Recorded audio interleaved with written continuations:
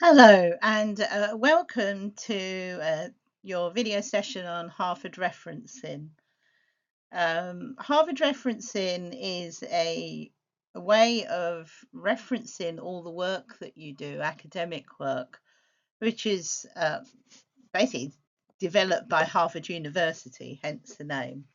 There are other referencing systems that we use um, in academia, such as the APA, which is the American Psychological Association. But Harvard referencing is probably the most common referencing system that's used in universities all over the world. We need to get you ready for going to university, which is what a lot of people doing an access course are planning to do. And some of you may have not come across referencing just yet.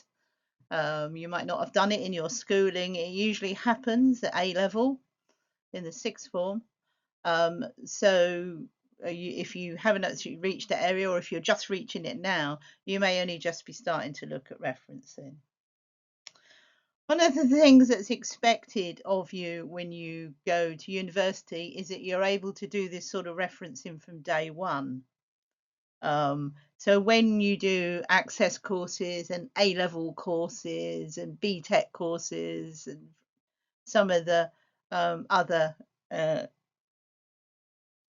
T levels, etc., you would be expected somewhere along the way to learn about referencing. And one thing that universities expect is that if you go with any skills from your further education courses, is that you have an ability to do referencing when you enter a university. So it's really an important skill for you to get the hang of. I will provide a guidebook, but we'll talk it through anyway. So okay, before we do actually look at the layout of referencing, I just want to talk over a few little things that is very important for you to be able to do. And one of them is paraphrasing.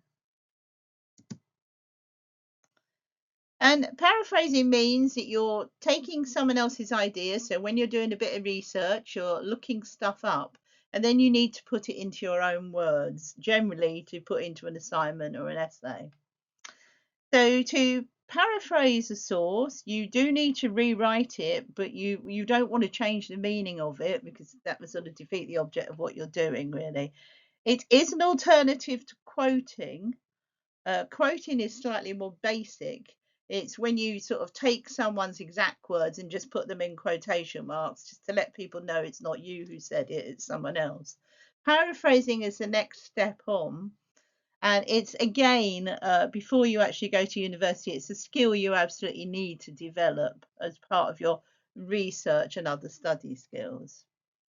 In academic writing, it's generally better to paraphrase instead of quote, because it lets the marker and examiner know that you've actually understood the source, and makes your work a lot more original because it's in your words. So we can get a feel of what you're thinking, and how you're working things out.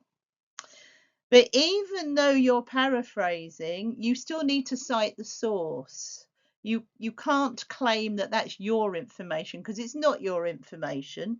It's just someone else's ideas, and you're putting them into your own words. You do need to be careful not to copy out people's words too much, because that would be plagiarism, unless you make them a direct quote using the bunny ears. Okay. So what are the 5 steps to paraphrasing? When you're looking at a piece of work, something you've read in a book, a chapter, you need to read the passage several times, make sure you fully understand the meaning. I know when we're doing loads and loads of research and looking at lots and lots of articles, things tend to blur. And we think, oh yes, this relates to my assignment, and actually you've picked up stuff that if you read a little bit further on, it goes off in a totally different direction. So really make sure that you, before you quote it and use it in your own assignment that you do fully understand what it means. You need to note down the key concepts. It's often good just to take your pencil and just jot down some ideas, what it means, because you would probably put that into your assignment plan anyway if you have an organized way of doing your assignments. Write down your version of the text, and I tend to do this. I tend to read it and then try to write down in my words without looking back at the original. You can look back afterwards and see if there's anything you left out, but try to sort of jot it down in your own words, really. And then compare your paraphrased text with the original. Make some minor adjustments. If the things that seem a bit too similar, again, you change the words, use a thesaurus if you need to, or if you've left something out that you think was important, it gives you a chance to put it in. And then you cite the source where you found the idea, and you usually put that in the paragraph. I'll show you a bit later on about what a citation should look like. But just for your notes when you're doing your planning, make sure you've got the sources. You don't want to go back after you've got a whole plan of the assignment and think, oh, where did that one come from? So as you're making your notes as you go along, just do a quick citation. Name and the year it was done is the most important thing. So here's a little paraphrasing example for you, just to get your head around, really. The top passage is the original passage, with a citation there. So this is an actual quote. As you can see, use the bunny ears. But the hearing was more than about Facebook. It exposed a critical turning point as the power, sophistication, and potential exploitation of technology outpaces what users, regulators, and even its creators expected or seemed prepared to handle. And in the brackets there, you've got the citation, which is the author's name, the year it was authored, and where you can, and sometimes you can't always, but if that's obviously some sort of research article and it's paragraph 11, you might just put a page number. It's a big long one. You might just put page 6, something like that. Okay, and they are always held in brackets, so keep that in mind as well. So the paraphrase version is written, not particularly in my words, but in somebody else's words. The hearing made it apparent that the expectations of creators, regulators, and users have been rapidly eclipsed by technology in general, not only Facebook. Such technologies now extend beyond what these parties are able to manage due to their immense influence and potential for exploitation and sophistication. So if you have a good look at it and you look up, and you can stop and take your time at this if you want, you can see that it's saying pretty much the same thing, just in slightly different wording. Okay, put your own personal wording. So the text is rewritten in your own words. Most importantly, the meaning of the text has not changed, and the source remains cited correctly. So you should have the same citation as the original passage. Okay, so that's something you might want to do a little practice on. Practice getting together. You might be able to, get a fellow student to look at them with you. You could maybe do that as an exercise together with a friend. Okay, have a go at that. Here's a little tip. Start your first sentence at a different point from that of the original. So in the example that we had on the previous slide, you can see we started by introducing the context, the hearing, which is followed by the last part of the original sentence, what the expectations of the creators, regulators, and users are. But you can see that the key pieces of information are actually in a different order. And that's fine as long as you don't lose the meaning. You often find that if you change the order when you're putting it into your own words, you can usually do quite a nice paraphrase. But you do need to check you haven't lost the meaning. Use as many synonyms as possible. Synonyms, things that mean the same. Okay, so here I've given you a couple of examples. Exposed a critical turning point, made it apparent. Outpaces, rapidly eclipsed. Power, immense influence. So, look up some synonyms, make yourself some lists. They're always good to have as part of your essay writing. I'd probably touch on that if you do my study skills essay writing unit. If you're struggling to think of synonyms, get a thesaurus. You can get one online or you can actually buy the book. But don't overdo it, really. Sometimes you can use some of the same words. Don't think that you need to have a different word for every single word in the paragraph because that's sort of not natural English anyway. Um, um, and here, say I've said, for example, it's unnecessary trying to think of another synonym for technology. Technology is technology, so you can use that quite happily. You'll only, you can only do this by practice, and you'll get classier about the way you paraphrase, really. So don't worry if it's a bit raunchy at the beginning. When your work gets marked, people will make some comments and try to give you a bit of direction.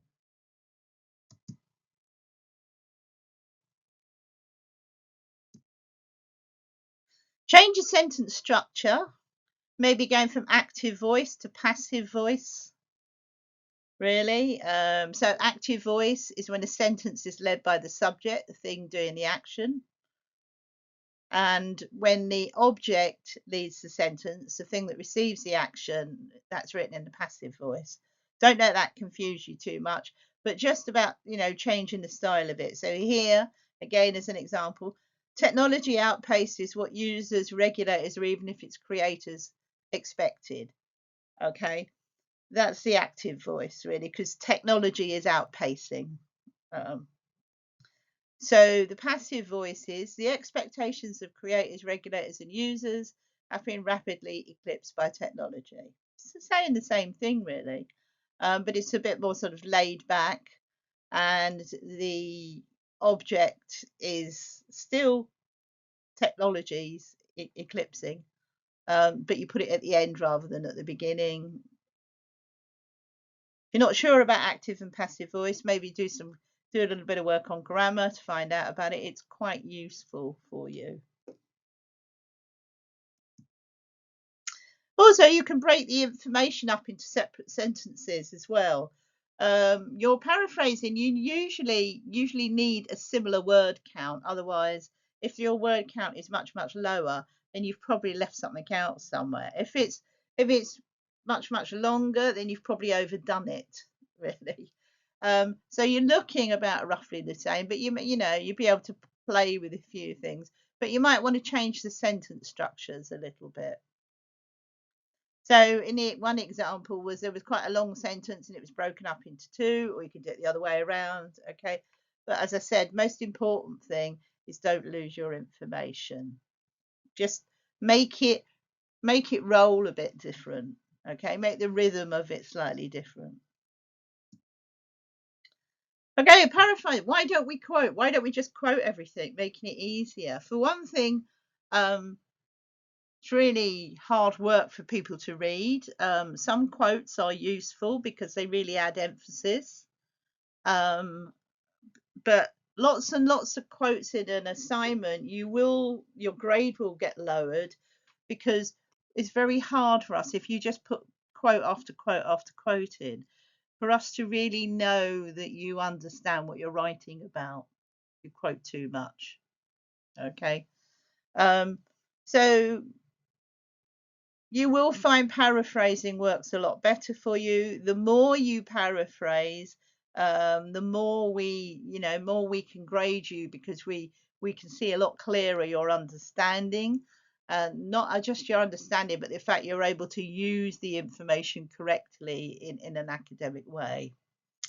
It shows you really understand. Your own voice remains dominant because remember it is your essay, your assignment. It's quite hard to read with lots and lots of quotes, especially if you're reading, like 3,000 word, and if there's a quote in every paragraph, it becomes quite tiresome. And I think even for us as markers, sometimes we lose the focus. They are appropriate. Doesn't mean don't use them. There are times when it's good to use them. If you want a precise definition, so say if I wanted a definition of the word synonym, and you wanted to take it from the Oxford English Dictionary, you could do it as a proper quote. That would be acceptable. If you're saying something about the author's language or style, so say if you're doing some literary work and you're quoting Shakespeare, you want to you want to show us the way Shakespeare actually describes something. You might do a two-line quote in Shakespeare's voice, from Shakespeare's work, because you might be using that to sort of enhance your point. If you want to take a bit of evidence, so if someone's done a few statistics, you might just want to quote the sentence completely. But again, you don't want to do that. If you've got lots of statistics you want to show in an assignment, you can't just quote because it'll become unreadable. But you might be able to put things into charts and that, so you can be more creative. But if you just want one to sort of have a bit of an impact on the argument, Marx said that, then you could do a quote there. Okay, so use them judiciously is what I would say. And with quotes, don't make them really long. Please don't put a quote that's a paragraph long, because if you think you're working to a word count and all of this counts, that means there's a lot less words for us to know that you know what you're talking about. So really, a quote, one sentence, two sentences, absolute maximum, or a short statistic line, fine, really. So what's the difference between paraphrasing and summarizing? Um, Many universities actually see it as the same thing, although there is a distinct difference. But you'll find that a lot of lecturers will tell you to summarize or paraphrase, but they just mean you to do the same thing, write it in your own words, really. And but there is an actual difference. So paraphrase is rewriting the passage from someone else. It's generally going to be about the same length as the original passage because you're getting in the same amount of information. When you've got quite a large piece of research and you want to sort of narrow it down to picking out just some of the main points, that would be a summary. When you're just sort of giving someone the highlights of it. Often when you're talking to people, but you can actually do a summary when you're writing something. So if you're not sure and your lecturer says they want a summary or they want you to paraphrase, you know, to say, can you just clarify for me what you actually want? These are some of the reporting verbs that you're using. So if you're taking something out of an article, these are some of the words that would help you kick it off a bit. I'm not going to go through them all. You can see that they're useful. Proposes, puts forward, advances, pinpoints. They're really good for reporting. So instead of just saying Marx says that, you can say Marx explains. Engels describes how,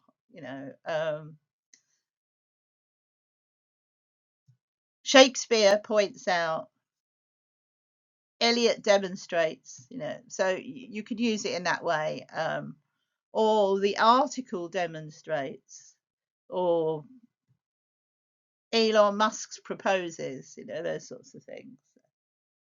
So use this language, try to vary it, try to make it more interesting. Okay, so now we're going to look at plagiarism. Plagiarism, what is that word? What do you think when you hear of plagiarism?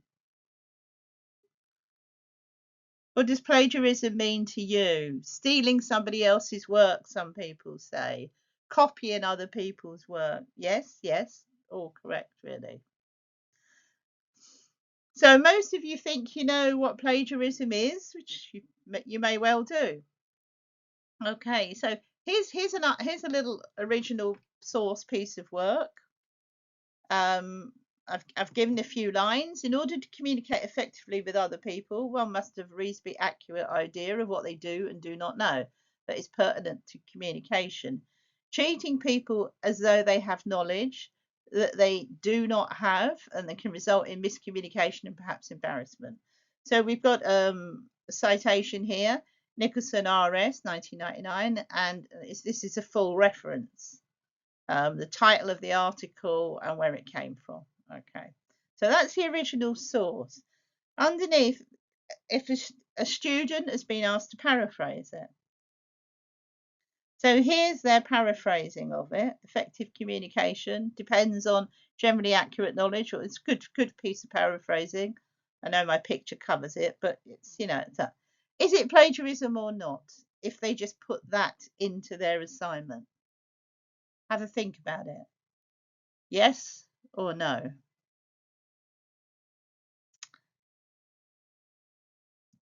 Yes, it is. Because although they've paraphrased the original source, which was good, it's still somebody else's information. It's not theirs. They did not think it up. They did not make it up. They did not create it. So there needs to be some sort of citation. And all it needs to be at the end of it is, in brackets, Nicholson 1999. And then at the end of their assignment, in the reference list, you'd have the full reference that you saw on the article before. Okay, so that might surprise you, but if you are using other people's information, even if you're paraphrasing or summarizing, you still need to cite them, and you cite them where you've written it, not just at the bottom. People do that sometimes. That is not helpful, because I'm never quite sure when I'm marking if they know what bit they're citing. So if you've written it in a paragraph, I want it in that paragraph, or preferably just after you finish writing about it. So have a look at this graphic.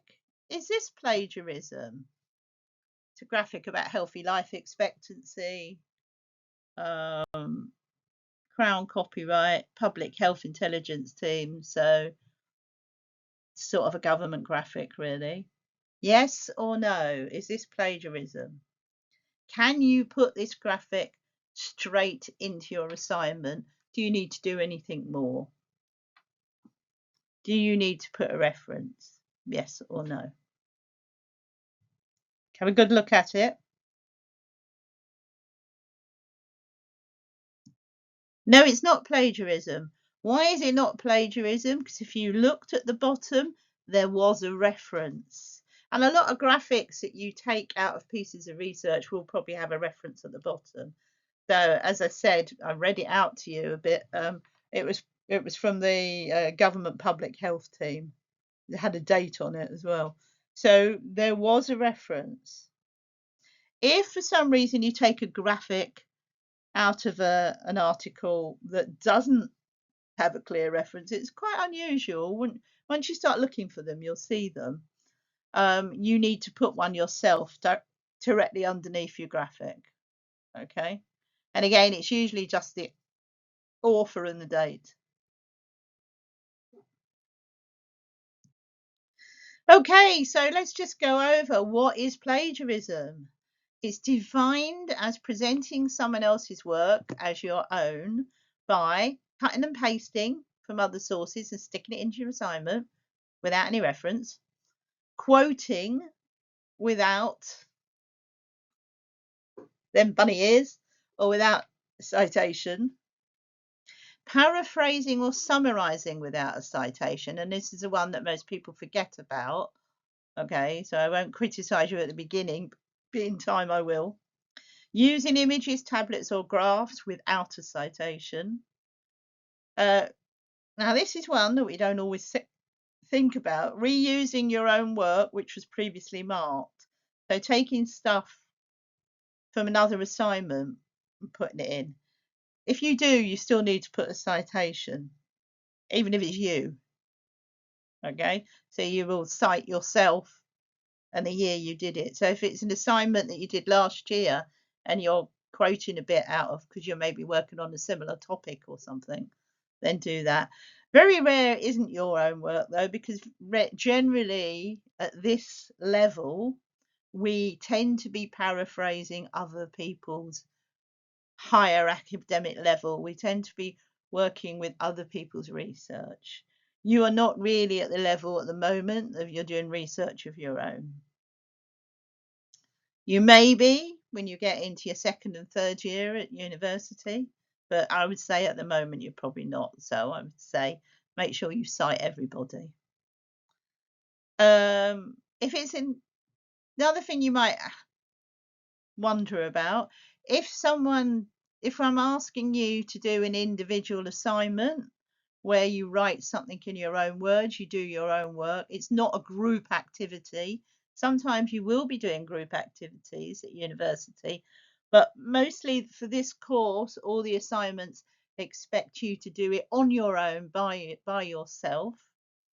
If you collaborate on what should be individual work, and that is really a polite way of saying if you copy somebody else's work and hand it in as your own. So if you say to Fred, "Oh, I didn't get around to doing my assignment, let me take yours, change a few words, and I'll hand it in as my own." Well, we've got ways of sort of checking, and when lots of people's work comes up looking very similar, we will haul them in and speak to them about it. Okay, so and if you do that at university, they might just let you go. They're quite strict on plagiarism. And if you forget to cite, so if in doubt, if you're really unsure, cite everything. I'd rather have more citations in an assignment than less, to be honest. And until you get really sort of comfortable with what you're doing, err on the side of caution, cite more things than less, really, until you really get sort of good at it. Okay, so like I said, universities take this incredibly seriously. It's one of the things that people can get kicked out of university for quite quickly. Some of them actually say in courses they only give them one chance. Some of them might give them a written warning and then kick them out. But they're getting very harsh on it nowadays. So, what are citing and referencing? I keep talking about citing, I talk about referencing. What's the difference? Citing is making a notation when you quote, paraphrase, use an idea, or summarize from somewhere else. And it actually gives the reader what the original source is. So you see it in brackets during the paragraph. So if you tell me something about what President Trump said, then you just put a citation in it. It's usually it would be Trump and the date that he said it, really. Only the year, you don't have to take it down to the tight date. If you take something out of a book, it will be when that book was published. Okay, so it's a short thing, it's just a name and a date, and it's within brackets. And it's in the middle of your text. Referencing is when you create a list of all the sources that you've cited.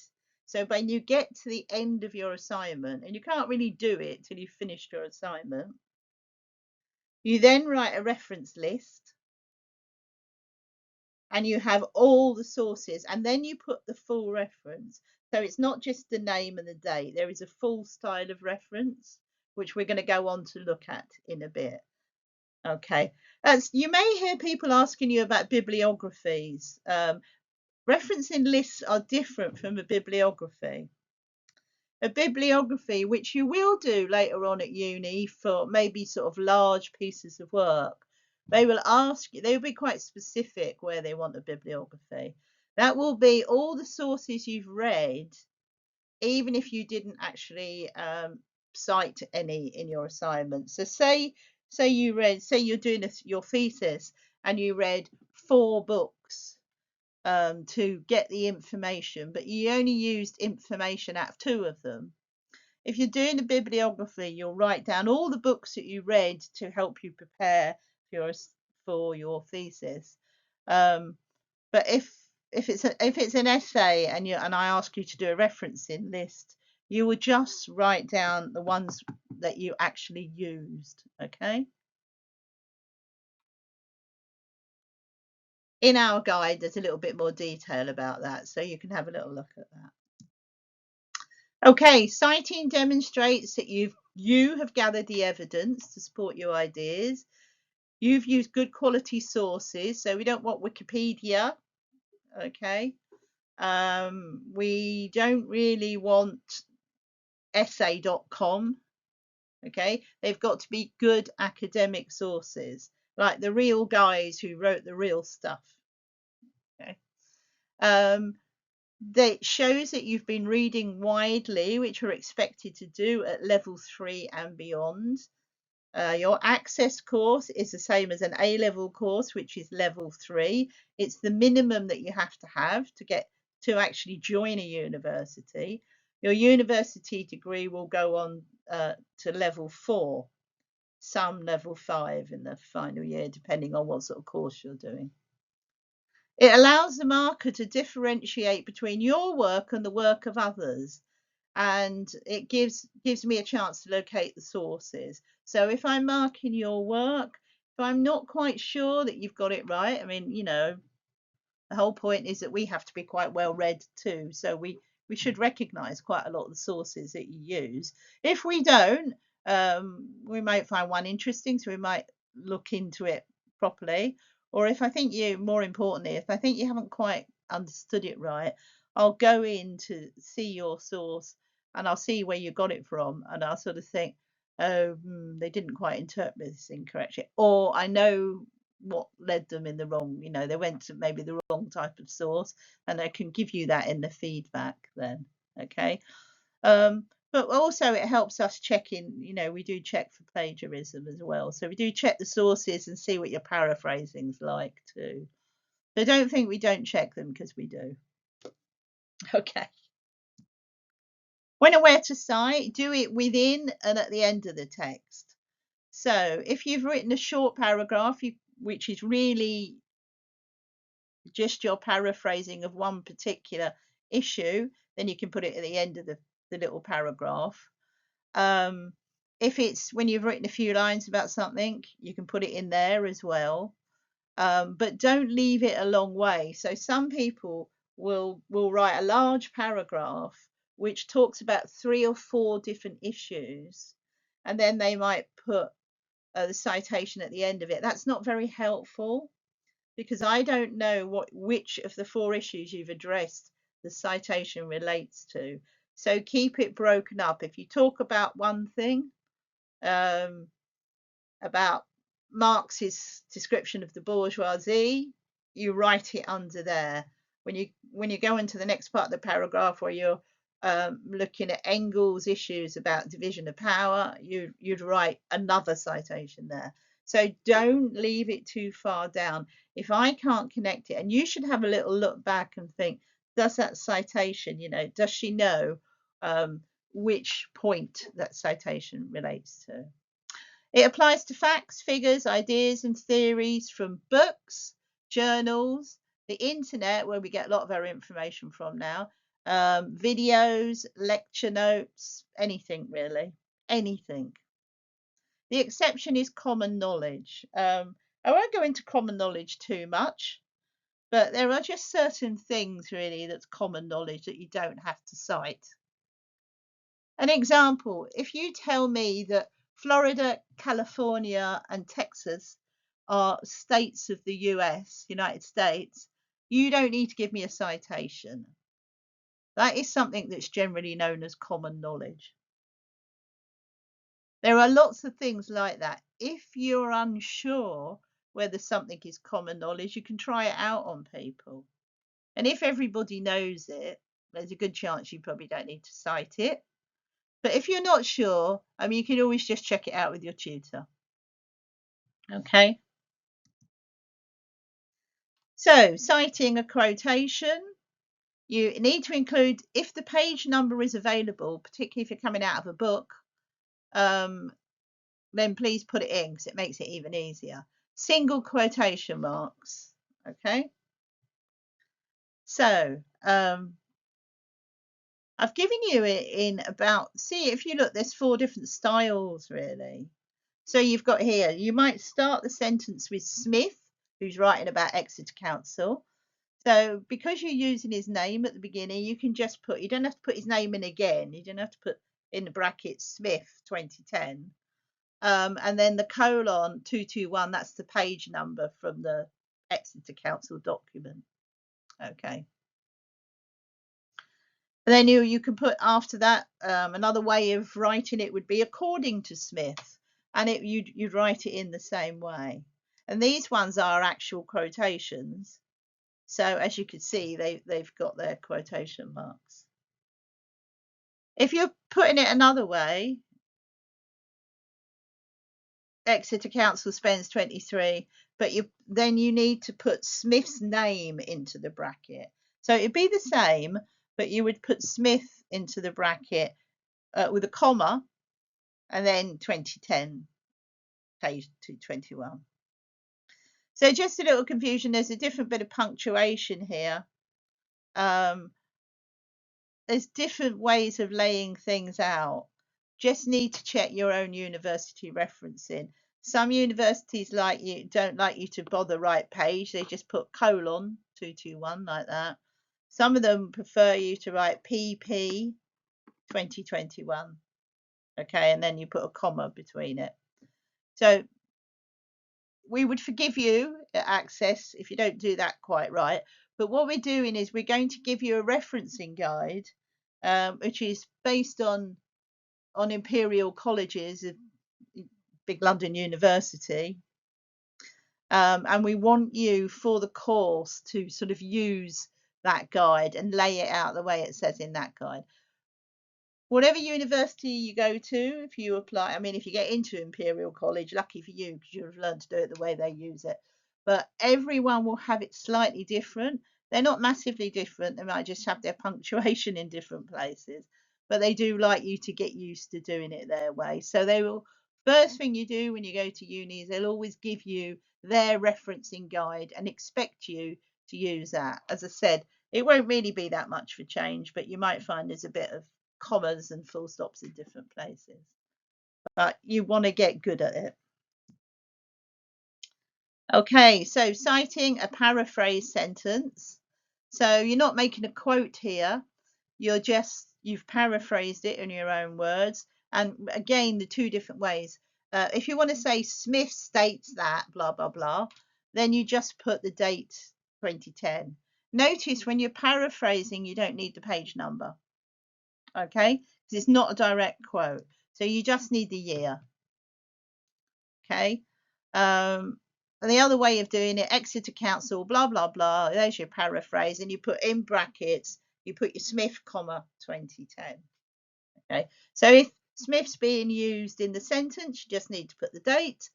If it's not and you've paraphrased it, you just put Smith 2010. So that's what I'll be looking for.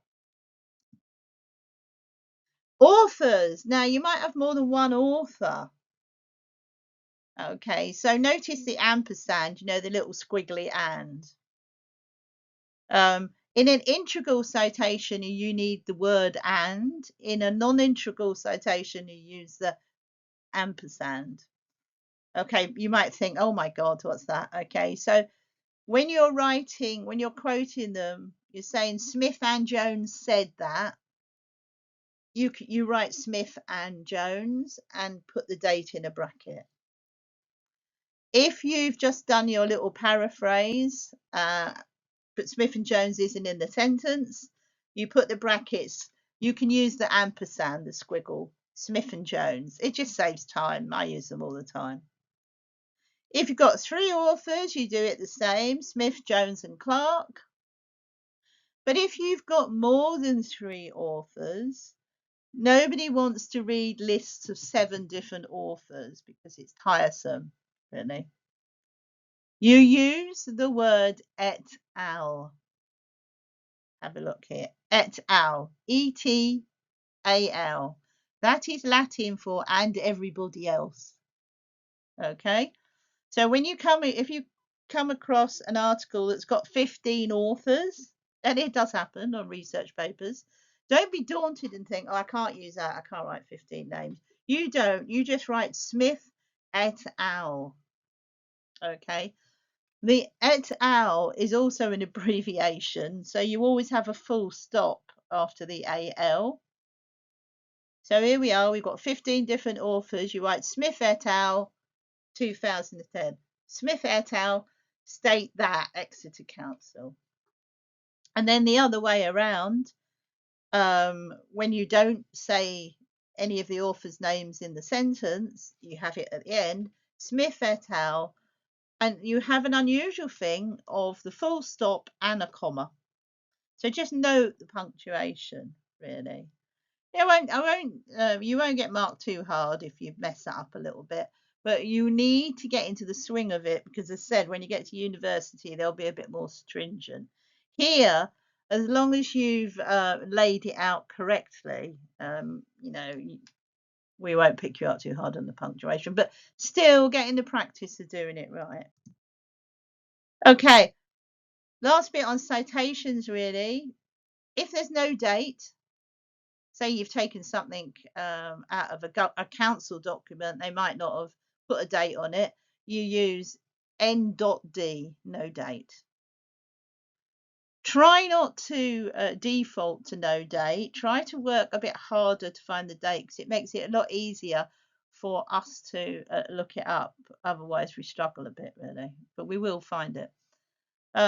If you have no author, which is not unusual if you have something written by a large organisation, like here, this is Exeter Council. Well, we don't know which member of the council. There might have been 500 people there. You don't know which one actually wrote this article. So we will say anon, which means anonymous. Okay, dot, comma.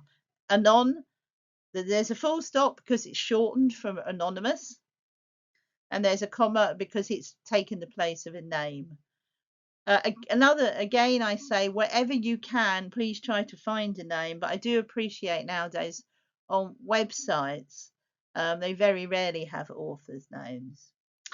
If you're using a website, however, and there is no author's name, which there hardly ever is, unless it's somebody's blog, and then if it is someone's blog, please use their name because that's really what they write them for.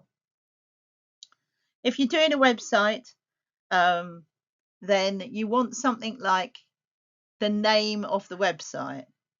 So here, this is UK Government Policy Online. Someone took this from about Exeter Council and 2010. Okay, that's when it was written. Okay, referencing now. So citations are in the article. They're in your assignment. They're in your essay. References are listed at the end. References are the full version of the citation. They have got to be the same. So every citation that you've got that's in your assignment must have a reference in your reference list. Your reference lists do not count in your word count. So, please make sure they're as detailed as they should be. Don't feel that you can leave a reference off because you word count that. Don't count them, okay? As I said, different universities are slightly different versions. This is, again, this is using the Imperial College one, which should tie up with the guide that will be available for you in resources. So all your sources must be listed at the end. When you write them down, they need to be in alphabetical order. So this guy, whose surname is Barron, he'll probably be quite close to the top. Zebedee will be right at the bottom, okay? So alphabetical order in this case goes from A down. Please don't start with the Z's going backwards. It's just not done. Okay, and this is generally the layout. You will have the surname first, which is Barron. D.P. Barron is your author. You put it that way round, Barron, comma, D, full stop, P, because they're just their initials. Short, could be Darren Barron, Darren Paul Barron, for all I know. Okay, the date, and that's the date the article was written or the piece of research was written, 2008. in brackets. Okay. The title of the article or the piece of research. And here we have business and the organization. And when you write the title in, you write it in italics. So, you can see it's quite clearly defined. The first letter starts with a capital. Full stop after the title, because you're going on to something different. The next bit is the place where it's published. Chester, in this case. This is a UK book published in Chester by the publisher Pearson. That's the publishing company. If you've got a book to hand, you should be able to look it up. It's usually either in the front page or the last page, more often than not the front page, where it's published. Okay. It could be Chester, it could be New York, it could be anything really. Some of them nowadays just write UK, or you can only do what's in the book, so fine, right? Between Chester and the name of the actual publisher, you put a semicolon, and then at the end, you put a full stop. Okay, so this is pretty standard Harvard style referencing. As I said, there is another style called APA, American Psychological Society. We don't tend to use that much in this country, although not surprisingly, you might find people on psychology courses, they might use it because it was actually geared for psychology work. So it's slightly different. I'd rather you didn't use it, because Harvard referencing is the most commonly used referencing style in all British universities and American universities and European universities. So if you're going to anywhere different, then you might need to change. But I would say you're generally okay if you go with a good working knowledge of Harvard. All right. So that's the layout that you're looking for. I've only done two for this session. I'm only showing you two different types of references. The previous one was a book. This is for a website. Now, nowadays, we get more and more references from websites than we actually do from solid books. That's really not a surprise. So you will be doing a lot more website style. So here's the layout of a website one. You start with the author. And if you don't have the author, it will be the source. So it will be what website it is. So this one is the British Psychological Society. We don't know who wrote it, Fred Blogs, whoever. It's just on their website. And as I said, very often they put up stuff on their websites without an author. So you will write the name of the website, the British Psychological Society, Coca-Cola Limited, English government, whatever. Okay. You will put the year that it was written, if you can. If you can't, if there's nothing to tell you how old it is, usually there is, you might have to look around a little bit. But if you can't, then just put the year that you're looking at it now. That's all you can do, really. But, title of the document or title of the web page, do it in italics like you do with a book. So this document is the Code of Ethics and Conduct. So it's the British Psychological Society. Article was up in 2018. Yeah, I mean, it might be the post date. You don't always know when they wrote it, but you know when they posted it. Code of Ethics Conduct. And then you write underneath, you need to put available from semicolon, and then you put the URL. You can take that, you can copy and paste that from your heading bar. So here they've put the whole URL in. So you need it from HITAPS onwards. Okay, put that in. And then in brackets, you put when you looked at it, and you must say accessed. So this one was accessed in 2019. So they wrote access 2019 brackets. Okay. And that is a website referencing. So if anything you need to do, you get used to it. If you were citing that website, as you don't have an author, you can just write British Psychological Society 2018. Yeah, in the same way. So very often nowadays we use the web page as the author's name instead, if we don't actually have a real author, because it's becoming more and more common that we don't. Okay, I've given you a couple of references that you can look into, but the citation guide is actually going to be up on your resources, and in there it will tell you about all the different referencing styles. As I said, I just focused on a book and a website because that's where most of your stuff's going to come from. But if you look at the guide, you will see there's something for if you took it out of a video, if you took it out of a journal or a magazine or a newspaper, they're all slightly different. Okay. Or if you took it out of lecture notes, it tells you what to do and how to reference it. What I would suggest to you to do is at the moment through your access course is actually have your referencing guide. You might even want to print it out, have it around.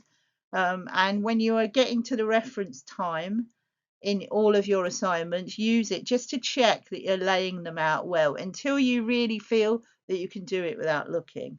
There's no stress on you to do that. Like I said, you can just have it by your side. But now we've provided you with it. If you don't make use of it, then you will be penalised in your grading. Okay? Because we have given you the information. Okay, any questions? Check in with your tutor. You know what to do. And hopefully, good luck with your referencing for the future.